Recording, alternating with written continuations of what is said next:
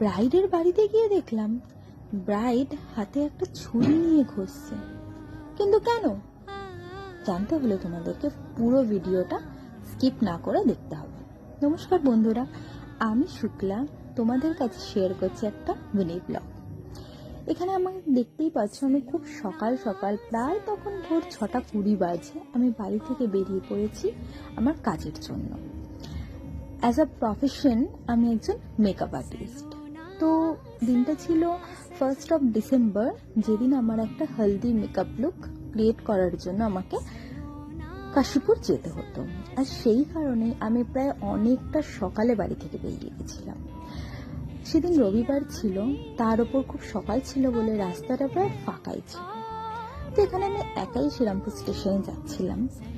তো শ্রীরামপুর স্টেশনে পৌঁছানোর আগে রাস্তা থেকেই আমি দেখতে পেলাম অলরেডি একটা ট্রেন চলে গেল। তো ভাবলাম ঠিক আছে, পরে নিশ্চয়ই ট্রেন আছে, তো সেই ট্রেনে যাব। তো আমি ওই জন্য সোজা টিকিট কাউন্টারে চলে গেছি। টিকিটের লাইনে এখানে আমি দাঁড়িয়ে রয়েছি টিকিট কাটার জন্য। তো টিকিটটা কাটবো, তো 2-3 জনের পরেই আমি ছিলাম।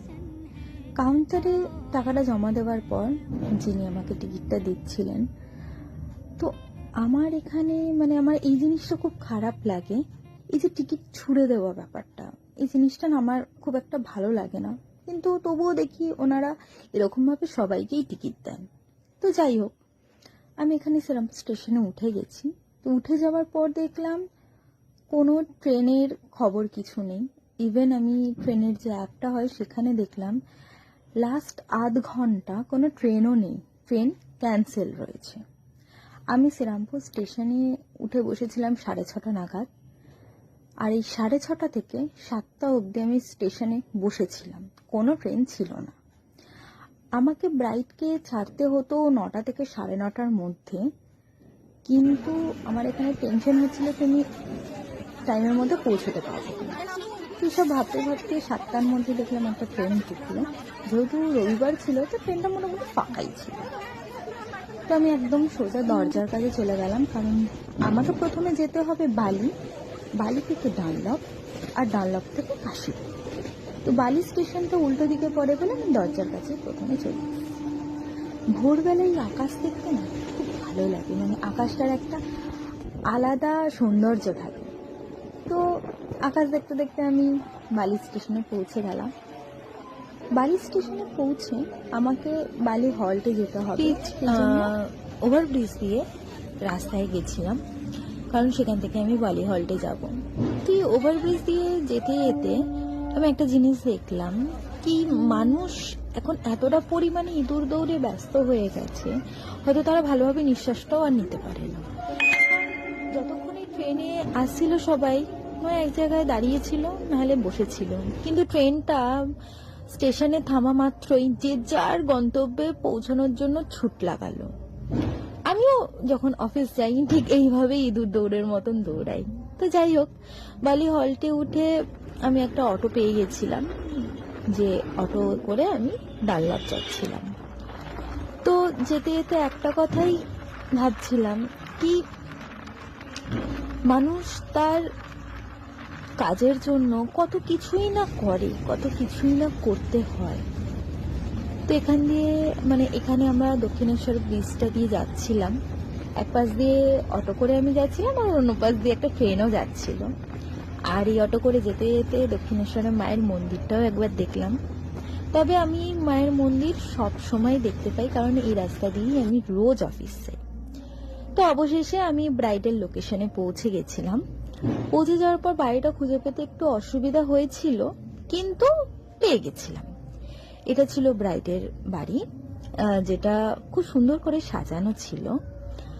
আর এই ভিতরে ঢুকে দেখলাম ব্রাইড সবে তখন ঘুম থেকে উঠলো, আর উঠে আগের দিন রাতে যে মেহেন্দি করা হয়েছিল সেটাকেই এই ছুরি দিয়ে ঘষে ঘষে তুলছিল, কারণ সে জল লাগাবে না, এই কারণেই কি অনেকদিন যাতে এই মেহেন্দিটা স্টে করে।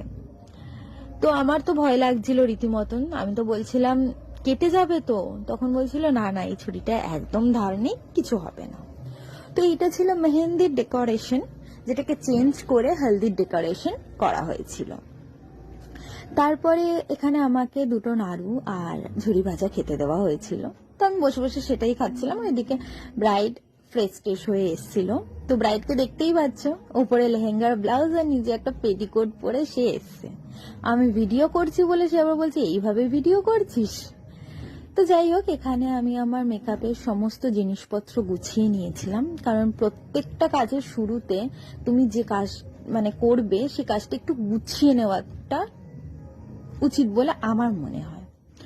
তো এখানে ব্রাইড চেয়ারের ওপর বসে পড়েছিল। তো ব্রাইড হচ্ছে অ্যাকচুয়ালি আমি যে অফিসে কাজ করি সেই অফিসে এই দিদি আগে কাজ করতো। আমরা আলাদা ডিপার্টমেন্টে ছিলাম কিন্তু একই অফিসে কাজ করতাম।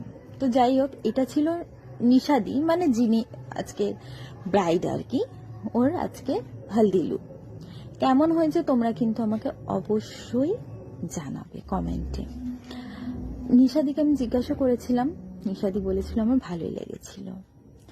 তো নিশাদি একটা ইয়েলো কালারের একটা লেহেঙ্গা উইথ ব্ল্যাক কালারের একটা ব্লাউজ দিয়ে পরেছিল, অসম্ভব সুন্দর লাগছিল দিদিকে। তো এখানে দিদি যেহেতু হলদির ওদের কিছু রিচুয়ালস আছে, তো সেটা নিয়ে কথা বলছিল। আর এখানে দেখতেই পাচ্ছ ব্যান্ড পার্টিও চলে এসেছে, কারণ এই রিচুয়ালসের জন্য ওদের গঙ্গায় যেতে হবে, সেখানে কিছু নিয়মকানুন পালন হবে। তো এখানে আমি দেখলাম একটুখানি, তারপর আমি আবার ভেতরে চলে গেছিলাম। ভেতরে যাওয়ার পর একটা পুচকেকে আমি দেখতে পেয়েছিলাম। এই পুচকে, এটা হচ্ছে নিশাদির দিদির মেয়ে, যে শুয়ে শুয়ে মামার কাছে আদর খাচ্ছিল। তারপরে আমি বাইরে চলে এলাম, কারণ আমাকে আবার ফিরতে হবে, অনেকটাই বেলা হয়ে গেছিল। তো এখানে হলদির যে পুজো হবে সেই পুজোরই সমস্ত কিছু গোছানো হচ্ছে, কাজ চলছে। যেহেতু এটা একটা নন বেঙ্গলি হলদি লুক ছিল, তো তাদের অনেক রকম পুজো, অনেক রকম নিয়ম এসব রয়েছে, তো সেগুলোই করা হচ্ছিল। তো আমি নিশাদিকে বলে বেরিয়ে পড়েছিলাম, কারণ আমাকেও বাড়ি ফিরতে হতো। তো তোমাদের যদি আমার কাজ ভালো লেগে থাকে তাহলে স্ক্রিনে মেনশন করা নাম্বারে তোমরা আমার সাথে অবশ্যই যোগাযোগ করতে পারো। আর আজকের এই লুকটা কেমন লাগলো আমাকে অবশ্যই জানিও। সবাই ভালো থেকো, সুস্থ থেকো, দেখা হবে অন্য ভিডিওতে। টাটা।